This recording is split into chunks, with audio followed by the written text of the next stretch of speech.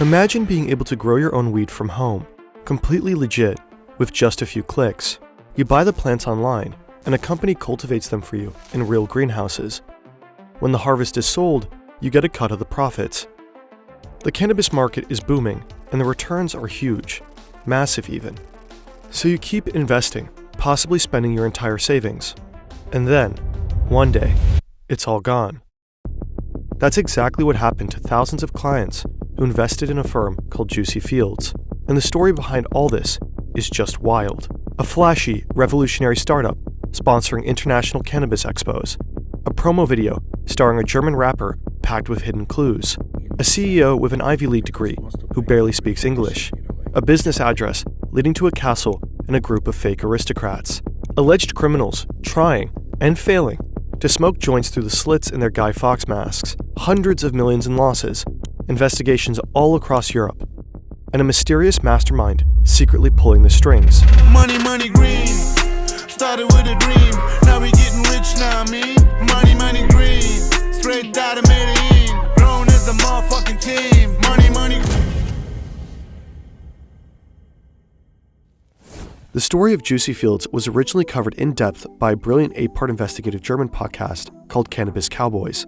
We spoke with one of the creators for this video, and also partly based our research on a great YouTube documentary by Spur. You'll find both links in the description.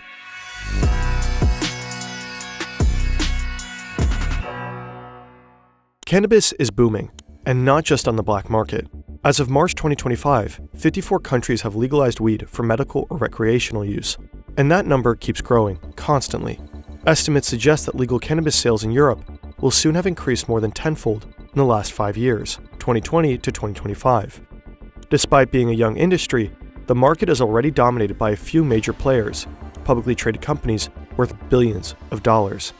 But one startup is set on shaking things up. In 2019, Juicy Grow officially launches in Berlin, pitching an innovative business model, crowd growing. Small investors chip in small investments.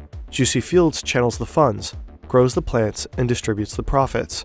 Getting started is easy. You sign up, pick a plant, and watch it grow in your virtual greenhouse.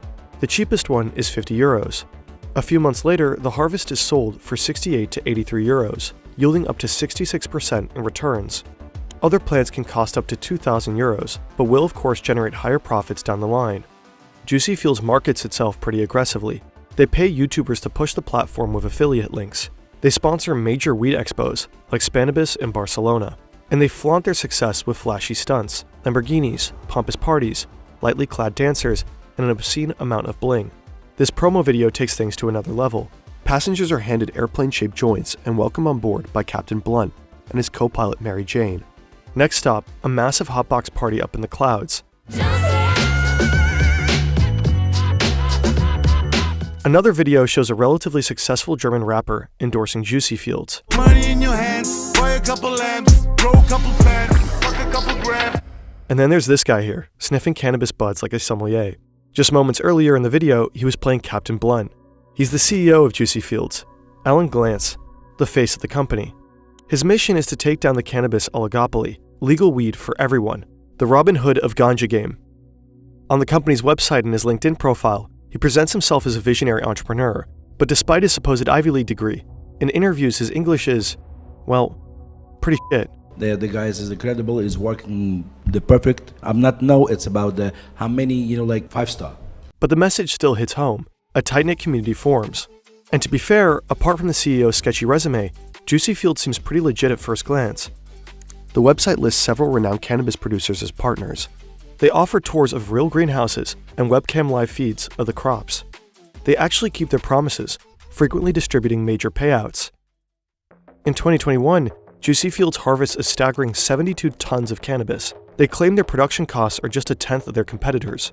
After only 2 years, the platform already has 500,000 investors, mostly from Germany, but also from Austria, Spain, and Portugal. JuicyFields is a massive success, until it all comes crashing down. Now imagine you're running a real business, legit and serious, a good product, a team that shows up every day, loyal customers who count on you. There are dozens of separate workflows, managed through dozens of separate tools, project management, sales, admin, and HR, emails, invoices, chats, and deadlines. it can be pretty overwhelming, but it doesn't have to be. Odoo is an all-in-one business management software that helps you manage all operations of your business on one intuitive platform. They offer more than 45 fully integrated apps, from CRM and website creation to accounting and inventory. No more juggling 12 different tools. Everything works together seamlessly in one place. Odoo is flexible, easy to use, and scales as you grow. Your first app is free for life, with unlimited hosting and support. You can get access to the entire platform for just 19.90 euros per month. Scan this QR code or visit fern.deal/Odoo35 to get started. Whether you're a team of 2 or 200, Odoo helps you stay on top. Now back to JuicyFields. On June 3, 2022, Germany's Financial Regulatory Authority, BaFin, steps in. It bans JuicyFields from selling plants in the country. JuicyFields ignores the order and is fined 1 million euros. On July 11th, some JuicyFields employees announce a strike. Shortly after, the company's official Telegram groups and social media profiles vanish. Then, on July 13th, investors are suddenly unable to log into their accounts. At that moment, JuicyFields is sitting on investments worth at least 400 million euros. No one knows what will happen with all that money. The CEO has been fired just before the fallout. He drops a series of shirtless video messages swearing he's innocent. I'm innocent. I'll never take your money, okay, in my sight. Glantz insists he wasn't really involved in the business.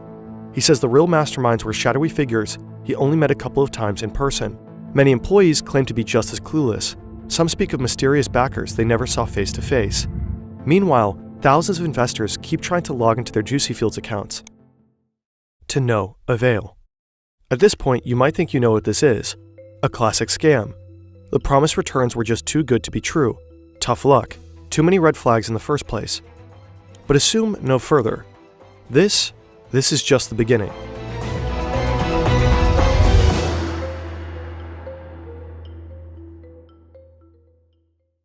On July 16th, the JuicyFields website suddenly publishes the full names and contact details of several individuals, people who had never been publicly linked to the company before. The statement accuses them of plotting a hostile takeover. It claims the customer logins had to be frozen to prevent that. This is Nicolas Martin, a journalist at the German public international broadcaster Deutsche Welle. He has followed the case from the start and spent over a year investigating it. He explains that JuicyFields split into two fractions: the old JuicyFields, made up of the platform's original founders, and the new JuicyFields, a group of individuals based in Germany. These new people are all connected to JuicyFields AG, a PLC registered in Switzerland, so they seem to have some actual ties to the platform. Their official address is a castle, and many of them boast long and complicated noble titles: counts, dukes, and princes. But according to Martin's research, these people are only fake aristocrats. Their titles are not real. The old JuicyFields operators zero in on a wannabe nobleman in particular. They claim he stole all the funds and disappeared, hinting that he's hiding out in the Bahamas to evade taxes. They tell him to stop acting nasty, and that they're getting irritated by his actions, especially their guys in black hoods. Leaked documents suggest that JuicyFields' main bank account was opened by one of those fake aristocrats. If this were true, the new guys from Switzerland would have had direct access to all the money and could run off with it. At this point, it really does look like JuicyFields was undermined by a criminal gang of fake German noblemen. But the presumed aristocrats fight back. They claim they never had access to the main bank account, saying it was set up with a fake passport and a fake signature. To prove their point, they leak internal documents allegedly exposing the real masterminds behind JuicyFields, the people running the website and the company itself. According to these documents, 4 Russian-born men are listed as the official owners of the German Juicy Grow GmbH. The leak even includes passport copies for 3 of them. The company's actual CEO appears to be a man named Viktor Bittner, a Russian-born German who has stayed completely out of the spotlight until now. But the main shareholder and the true mastermind behind all of it is supposed to be a Russian named Paul Bergholz. It also turns out that JuicyFields wasn't just operating through 1 or 2 companies. The companies in Germany, GmbH Ltd, and Switzerland, AG plc, appear to be linked to at least 6 other European firms.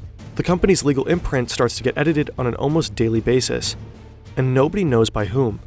Then, a newly appointed CEO from South Africa speaks up. Again, there's no way to prove this guy is who he claims he is. In November 2022, JuicyFields appears to have summoned a so-called anti-crisis committee. All attendees are hiding behind V for vendetta masks. They keep blaming the new JuicyFields, and even dangle the hopes of recovering lost investments. But the whole thing feels surreal. one of the 6 masked figures tries to smoke a joint through the slit in his mask, and fails spectacularly. It's total and utter chaos. There's countless leaks and docs flying around. There are CEOs, founders, shareholders, presidents, and consultants. But who is really calling the shots? It will soon turn out that all the chaos and confusion is not accidental. It's most likely part of a meticulously orchestrated farce. Behind all these weird characters and blatant amateurs is someone who knows exactly what they're doing.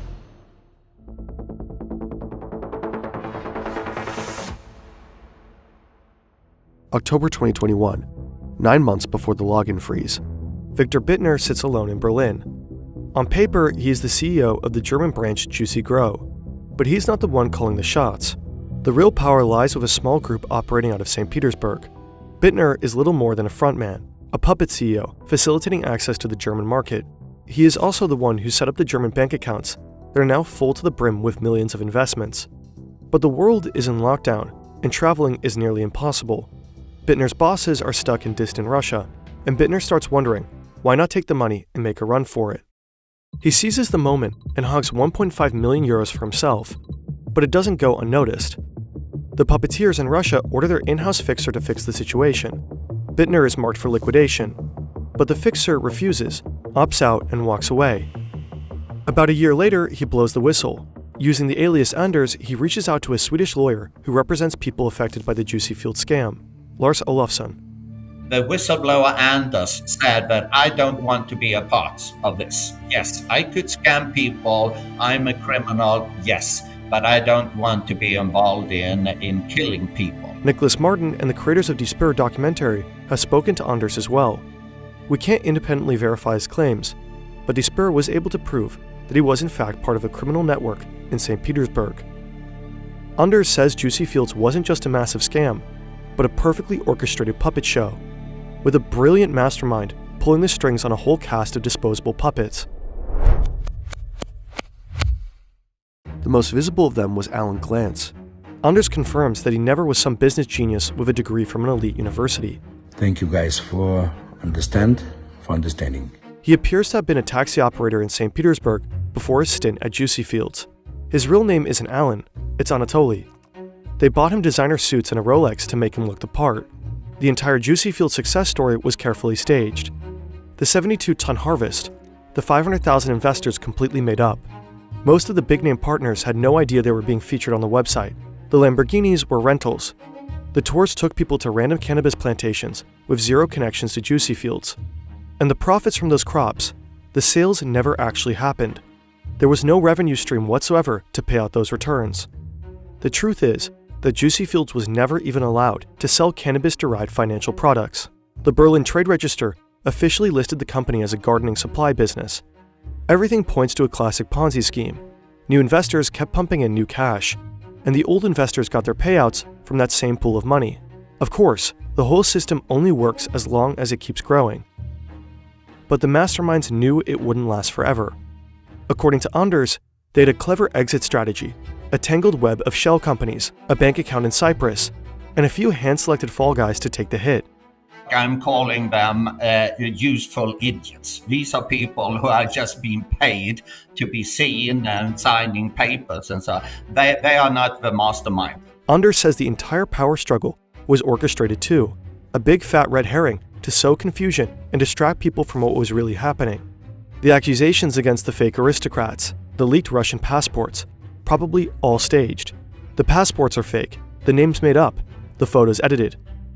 The only real thing is this: there really was a tight inner circle behind JuicyFields, and they were really led by one mastermind.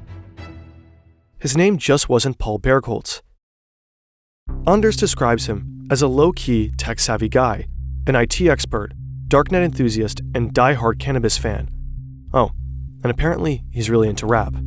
JuicyFields produced multiple promotional music videos, and Martin's research suggests that the rap lyrics in them were actually written by Paul himself. In one of the music videos, you can see these Russian Matryoshka dolls in the background. Anders says Paul explicitly requested that. But why? As a hidden Easter egg? A subtle flex? Why would he deliberately draw attention to his home country? Was he so sure that no one could touch him there? Money, money, green. Started with a dream. Now we getting rich now, man. And this is not the end of it. Whistleblower Anders claims the entire thing.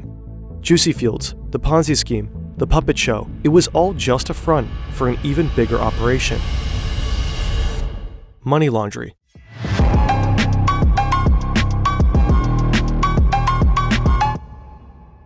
At the heart of JuicyFields' finances was a bank account in Cyprus, a country long accused of turning a blind eye to shady financial dealings. That account alone processed over €500 million since it was opened up. The cannabis investments might have been the perfect cover for an old-fashioned money laundering scheme. The dirty money flows into illegal business, blends it into its revenue stream, and comes out clean on the other end. In other words, the Ponzi scheme and the money laundering machine could have been a perfect match. Anders claims the masterminds had direct ties to a Colombian drug cartel. Was JuicyFields a front to wash cartel money? Marten and his team spoke to the German prosecutor's office. According to them, JuicyFields was linked to organized crime in Russia. And St. Petersburg does indeed seem to be the hub. The city is infamous for being a stronghold of the Russian mob. Experts believe an operation of this scale could only go down if it's somehow sanctioned by the Kremlin. Viktor Bittner is believed to be connected to Russia's FSB intelligence service. But this is where the trail went cold for a while. The picture got too blurry and too speculative. Fast forward a couple of years. Finally, a breakthrough. Investigative reporters managed to identify the mastermind at the top, a Russian named Sergei Berenguer. An international research network, Correctiv, and other outlets found that he was the one operating under fake names like Paul Bergholz. His network allegedly scammed €645 million from investors and funneled the money through a complex web of shell companies. After nearly 2 years on the run, Berenguer was finally arrested in the Dominican Republic and extradited to Spain in August 2024. There, he now faces charges of fraud, money laundering, and running a criminal organization. Berenguer's father was a Russian nuclear scientist with political and military connections. That adds weight to the long-standing suspicions that JuicyFields may have been a joint operation between the Russian mob and the FSB, designed to funnel Western money into shadowy activities, potentially even the war in Ukraine. Then there's the alleged whistleblower, Anders. Turns out his real name is Igor Kekshin, and he wasn't just some low-level insider. He was directly involved in the JuicyFields operation. But in a bizarre twist, Kekshin later revoked all of his statements. Apparently, someone tried to kill him, twice. In one incident, his car was blown up shortly after he returned to Russia. The suspects were driving a car registered to Berenguer's father. Someone must have wanted him permanently silenced. Meanwhile, Lars Olofsson, the Swedish lawyer who represented JuicyFields victims, has come under scrutiny himself.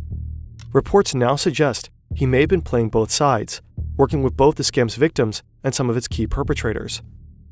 Berenguer's network was ultimately dismantled. In April 2024, law enforcement across 11 countries coordinated a massive crackdown. 9 arrests, 38 raids, and over 400 officers deployed, all targeting other key players behind the scheme. And yet, despite all this, thousands of victims are still waiting for their money. The JuicyFields scandal is a textbook case of how reality and deception can blur in massive financial frauds. What's real? What's fake? Even now, it's hard to say. But one thing is clear. If something sounds too good to be true, it usually is.